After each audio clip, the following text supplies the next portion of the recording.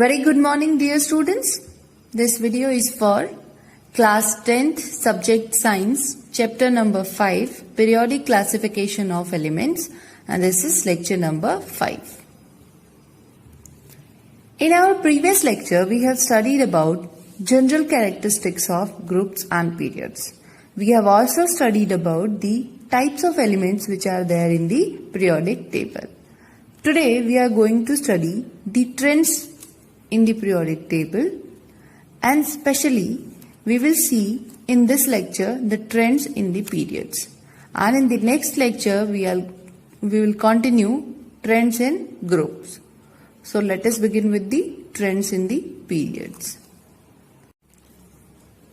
Trends are the periodic properties, and we have to see that how these periodic properties vary in groups and periods.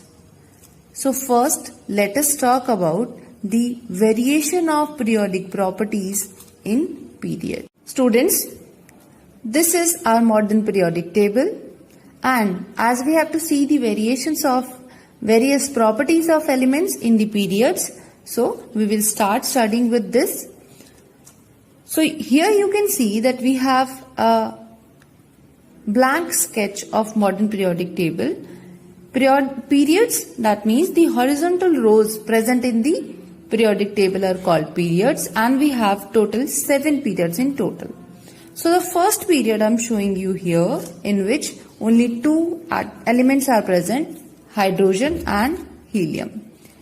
Although the position of hydrogen in your NCERT book is given here, but still it is a contradiction, because hydrogen is a non-metal and it is placed above the strong metals. So that is why this place is contradictory. But in the newer modern periodic tables or some of the newer books, they are showing the position of hydrogen here. So for the convenience, I am taking hydrogen here, and this position is for helium. I am mentioning the numbers of periods this side, 1, 2, 3, 4, 5, 6 and 7. So we have total 7 periods. Now we have to fill the elements of our interest. For class 10th, only we have to study till calcium. So let us fill the elements till calcium which are required, but before that let us write the number of groups as well. So this is our group number 1, group number 2. Here we are having group number 3, and at the end we will be having group number 12, 13, 14, 15, 16, 17 and 18. Why I am taking these 3 to 12 groups together? Because these are not to study now. These groups in details we will be studying in the next classes, higher classes. So for now I am taking it together. And let us start filling the elements. We know the basis that we have to arrange the elements in the increasing order of their atomic numbers. So the first element in our periodic table is hydrogen. Then second is helium, which is having atomic number 2. Then we have lithium, beryllium, boron, carbon, nitrogen, oxygen, fluorine and neon. Then next is sodium. Then we have magnesium, atomic number 12, aluminium, silicon, phosphorus, sulfur, chlorine, argon, potassium and calcium. So only these 20 elements are of our interest. So we have to see the properties and the variations of properties in these elements only, in the periods as well as in the group. So the first period, that is having 2 elements, hydrogen and helium, in which hydrogen is a non-metal and helium is a noble gas. We know at the extreme right of the periodic table we have placed the noble gases.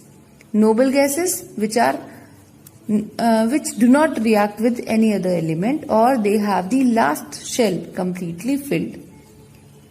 In the first group we have alkali metals. In the second group we have alkaline metals.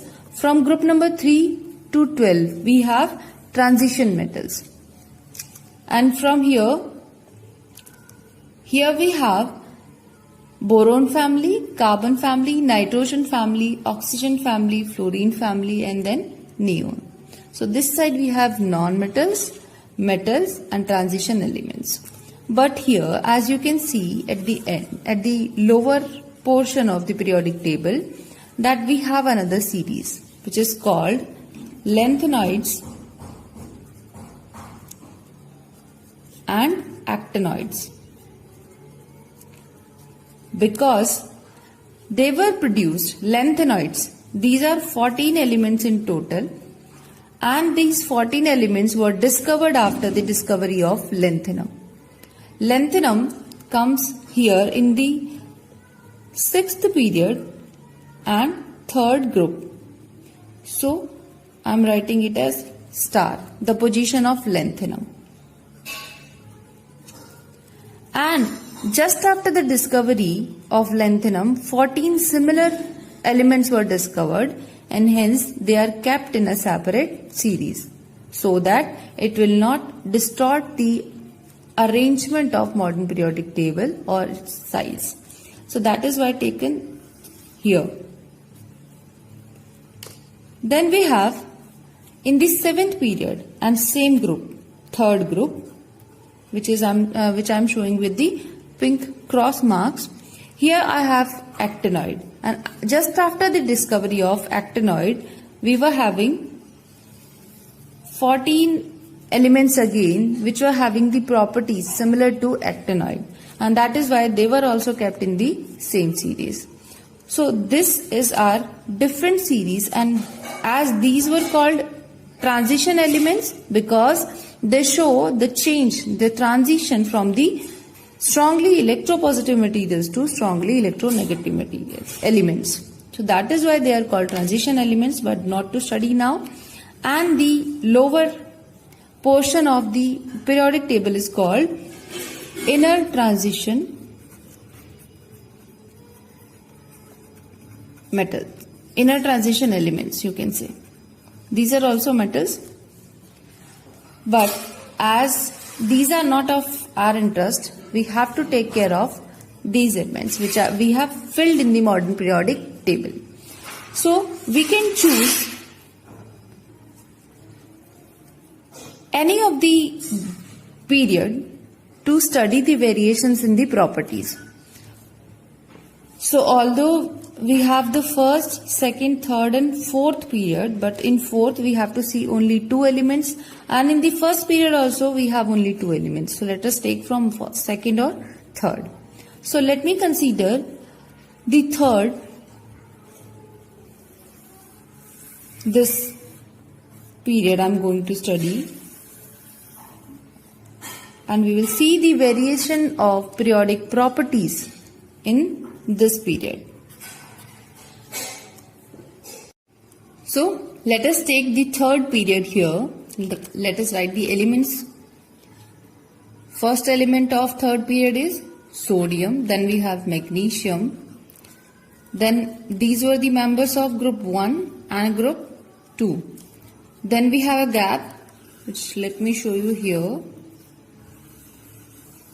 This is the gap of transition elements.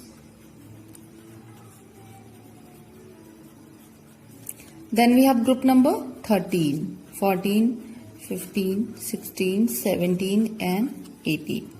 So in the 13th group we have aluminium, silicon, phosphorus, sulfur, chlorine and argon. So these are the elements which we have, and we have to see the variations among the elements of 3rd period. And these variations will be similar in all the periods. So as we have written the elements in increasing order of their atomic number. So the first property I want to discuss is atomic number. First is atomic number, that is Z. We know atomic number is the number of protons or number of electrons. So first let us see that what are the variations in the atomic number. So let us write the atomic numbers first. For sodium it is 11, magnesium 12, aluminium 13, silicon 14, phosphorus 15, sulfur 16, chlorine 17 and argon 18. As the atomic number is equal to the number of electrons or protons, so the number of protons and number of electrons will be 11, 12, 13, 14, 15, then 16, 17 and 18. So in the both of the cases you can see that atomic number is increasing by 1. So this is the variation in the atomic number when we go across a period from left to right. Remember this always, that we have to move across a period from left to right only while seeing the variations in the properties. Then the second thing about the elements is their electronic configuration, or you can say the placement of electrons in the various cells. Let us see the electronic configuration. So while writing the electronic configuration, we have 4 shells which are K, L, M and N. So these will be there for all the elements. So we have to start filling the elements, number of electrons in these shells. So we know that in the first we have 2, in next we have 8, and there should be 8 in the next, but we have here, as we have 11 only, so we will have 1 and no electron in last shell.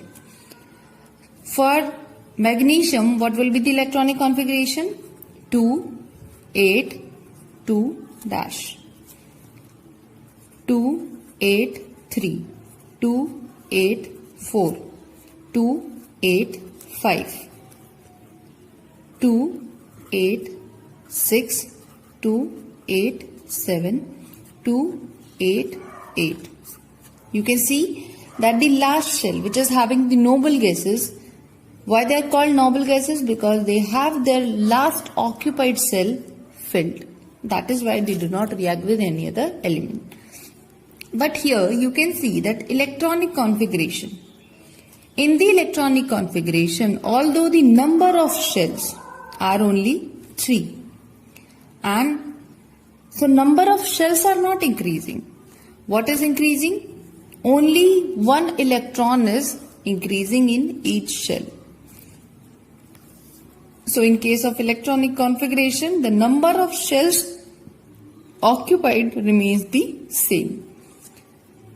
As the electronic configuration provides the valence electrons, so you can see here what are the valence electrons.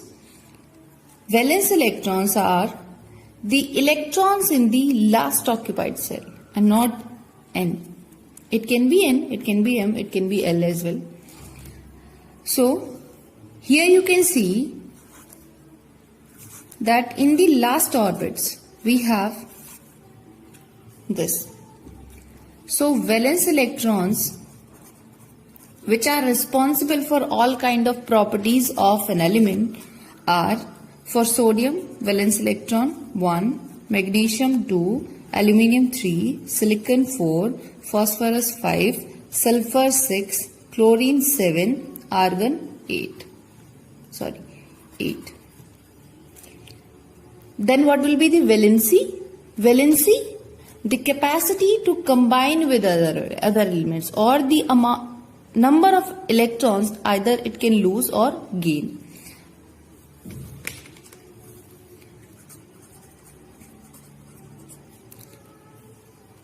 So while writing the valency, there can be two methods, because you can see that 1, 2, 3, 4, 5, 6, 7, 8.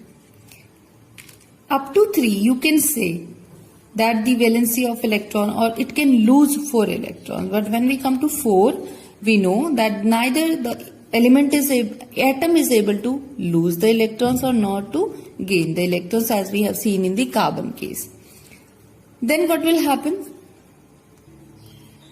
Let me tell you that valency is decided as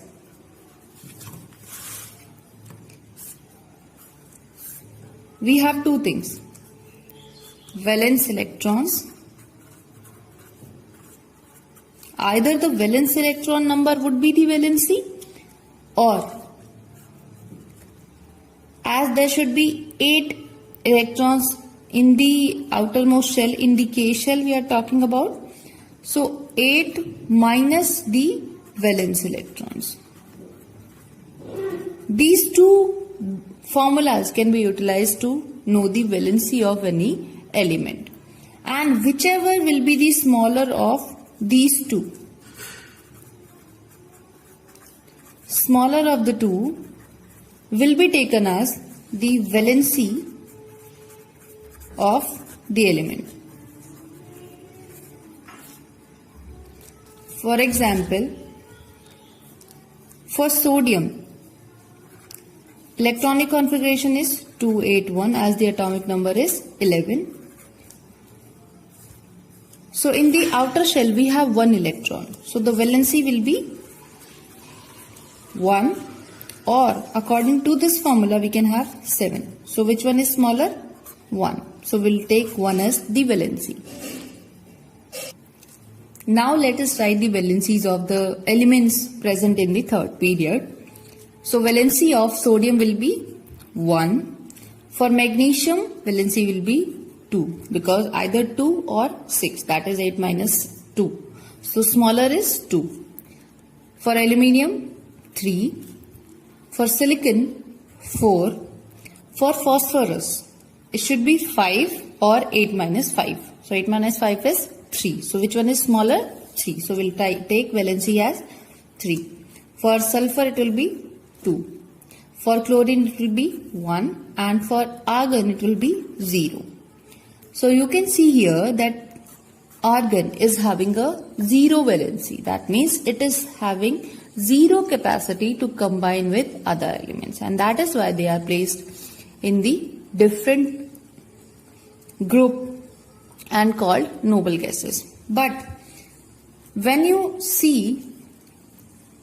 move across a period from left to right, you can see that valence electrons are increasing by 1, but the valency is first increasing from 1 to 4, and then decreasing from 4 to 0. Now let us move on the next property, that is atomic radius.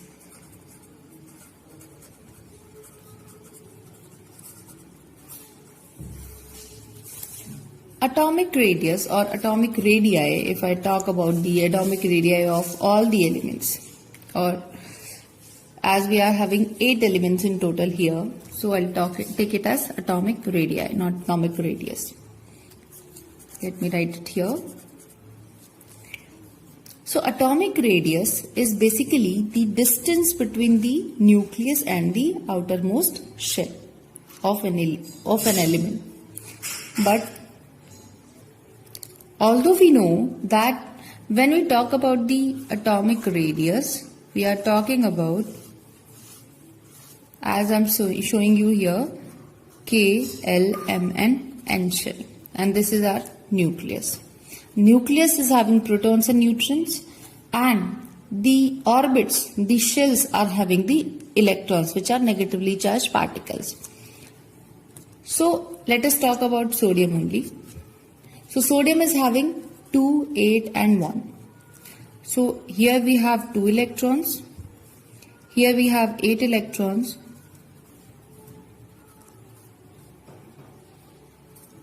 and here only one electron. So the gap between the nucleus, from the center of nucleus and the last orbit, that will be our atomic radius, because this is the distance up to which the nucleus is having its effect. But what happens when we move in a period from left to right? Atomic number is increasing. So atomic number, but the cells remain same. That also you have to remember, that shell will be the same. Only the electrons will be filled in the same shell. So for the next element, which is magnesium, having atomic number 12, we will be having the configuration 2, 8 and 2. So here, in case of magnesium, we will be having 2 electrons. What is happening here?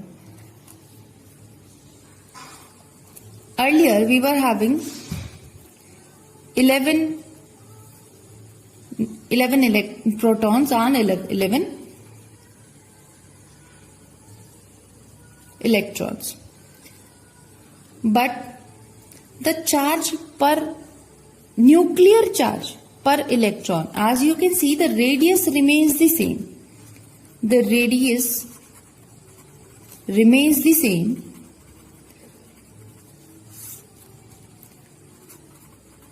But now, as the number of electrons is increasing in the same shell, that means the nuclear charge is increasing per electron, because now the number of electrons are more. Although proton number is also increasing, but the radius is same. That is why the force of protons will be more on these electrons now. So that is why the nuclear charge per electron is increasing. And when the nuclear charge, which is positive in nature, is increasing on the electrons, that means there is a stronger force of attraction between the nucleus and the electrons present in the last occupied shell. That is why, although it seems to be increasing, but still the atomic radii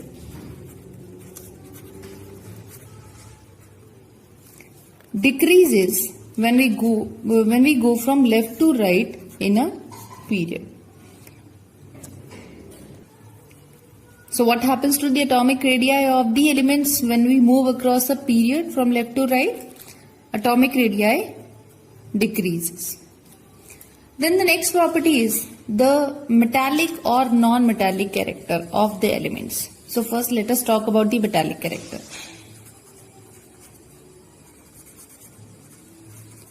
So when we talk about the metallic character, first we should know what are metals. We know that metals are electropositive in nature. Why they are called electropositive in nature? Because they have the tendency to lose the electrons. And the one which is becoming more positive by donating the negative charge to another element is positive because of the electron donation, and that is why they are called electropositive, because they are becoming more and more positive because of the donation of electrons. So this is the reason why they are called electropositive in nature. So metals, they are electropositive in nature, they lose the electrons, and when they lose the electrons, what happens? The number of proton is greater than the number of electrons, and that is why they occupy a positive charge. Then, as the protons are more, so they form cations.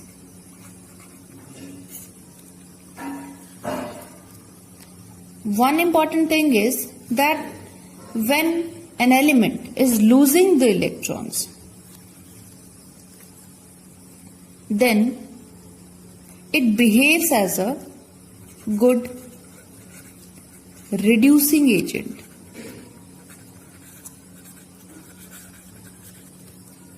Because loss of electron is what? Reduction. So that is why metals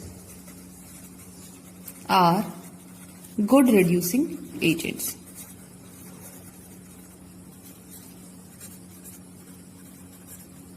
This is one of the important property of metals. Now let us apply this property, this rule in the third period.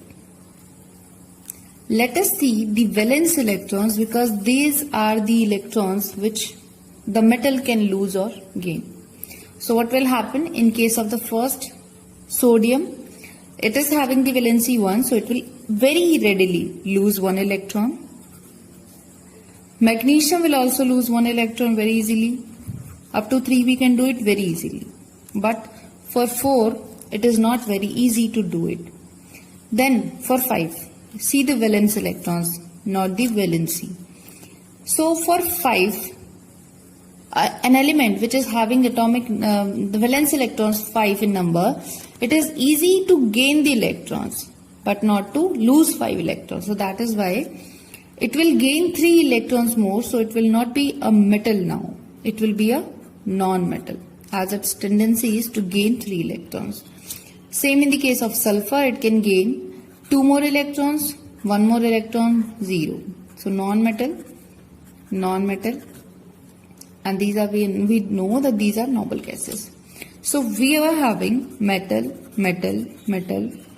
non-metal.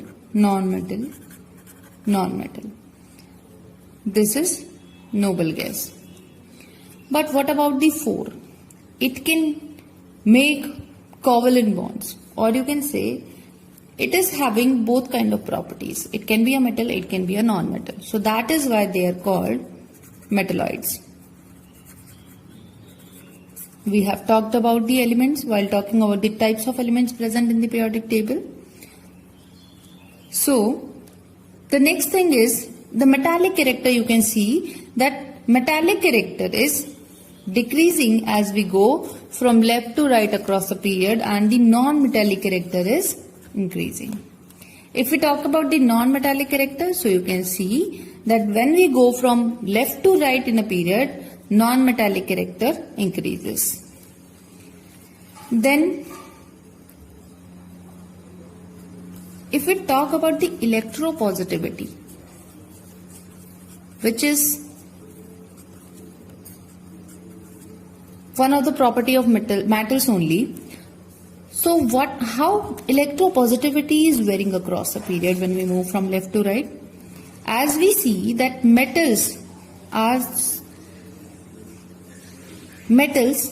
they are converting into metalloids and then non-metals. So we are having metals, metalloids and non-metals. So electropositivity is decreasing across a period. And what about the electronegativity? Obviously, as the non-metallic character is increasing, electronegativity is also increasing when we go across a period. Now let us make all these variations of the elements in period third in a tabular form. So when we move across a period from left to right, what happens to these properties? The first property is atomic number. So atomic number increases by 1. Number of protons increases by 1. Number of electrons increases by 1. Number of occupied cells remains same. Electronic configuration. Electronic configuration, number of shells are same, but addition of electron in case of every successive element is increased by 1. valence electrons increases by 1. Valency first increases from 1 to 4 and then decreases from 4 to 0. Atomic radius. When we move from left to right in a period, then we have seen that atomic radii decreases because of the increase in the force of attraction in case of each successive member of the periodic table when we move from left to right in a period. Metallic character or electropositivity can be taken together, and we know that this decreases across the period. Non-metallic characteristics or electronegativity increases across a period. Reducing character. As earlier we were having metals, then we have metalloids and then non-metals. So metals are the good reducing agents. So reducing character decreases and the oxidizing character increases. So this was all about the trends in the periodic table. But one important thing that I want to tell you, that earlier in the chapter 2, when we were doing the assignments, that time we have done that why metal oxides, they are basic, why non-metal oxides are acidic. So here, when the variations in the properties are there, you can see that the metals which are having basic oxides, they are converting into the, as we can see that metallic character is decreasing across the period. That means metal oxides which are basic in nature, they will also decrease, or the basicity will also decrease in case of metal oxides when we move from left to right in a period. And first, the most basic oxides, then we will have less basic oxide, then neutral, then acidic, little acidic oxides, and then at the end we will have the most acidic non-metallic oxides. So this is how this change happens because of the trends in the periods of periodic table. Now let us see the homework of today's lecture. In today's lecture, you have been given 5 questions in total, and these are the exercise questions. First 5 exercise questions of your NCERT, and the first question is, which of the following statement is not a correct statement about the trends when going from left to right across the period of the periodic table? Option A, the element become less metallic in nature. B, the number of valence electrons increases. C, the atoms lose their electrons more easily. D, the oxides become more acidic. Question number 2 is, element X forms a chloride with the formula XCl2, which is a solid with a high melting point. X would most likely to be in the same group of the periodic table as A, sodium, B, magnesium, C, aluminium, D, silicon. Question number 3 is, which element has A, 2 shells, both of which are completely filled with electrons? B, the electronic configuration 282. C, a total of 3 shells with 4 electrons in its valency shell. D, a total of 2 shells with 3 electrons in its valency shell. E, twice as many electrons in its second shell as in its first shell. Question number 4, part A is, Which property do all elements in the same column of the periodic table as boron have in common? B. What property do all the elements in the same column of the periodic table as fluorine have in common? Question number 5 is, an atom has the electronic configuration 2, 8 and 7. A. What is the atomic number of this element? B. To which of the following elements would it be chemically similar? N7, F9, P15, Argon 18. Here 7, 9, 15, 18 are the atomic numbers of the respective elements. Now let us see the solutions of lecture number 4. We were having 3 questions in total as the homework of lecture number 4. And the first question was part A. Lithium, sodium, potassium are the all metal that react with the water to liberate hydrogen. Is there any similarity in the atoms of these elements? And the answer is that yes, there is a similarity. And what is the similarity? That all the 3 atoms have 1 electron in their outermost shell. And the answer is that all the 3 elements have 1 electron in their outermost shell. That means the valency of the electrons, valency of the atoms are same. And this is the similarity between the 3 elements. Part B of question number 1 is, helium is an unreactive gas and neon is a gas of extremely low reactivity. What, if anything, do their atoms have in common? So we know that helium and neon both are noble gases. Then why they are very less reactive? And the answer to this question is that they have completely filled outer shell.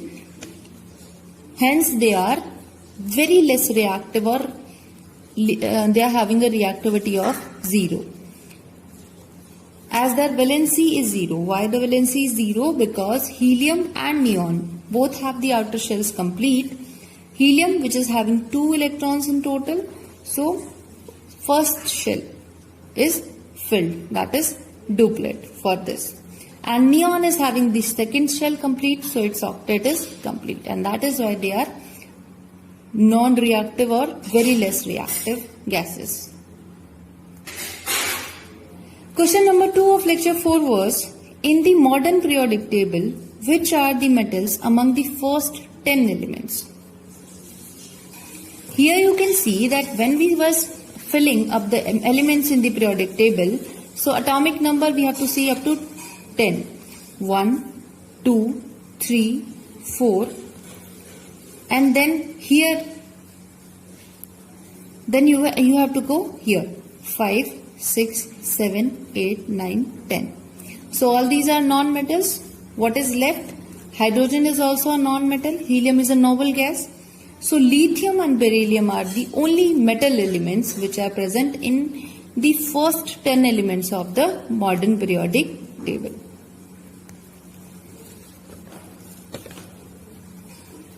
Question number 3 was, by considering their positions in the periodic table, which one of the following element would you expect to have maximum metallic character?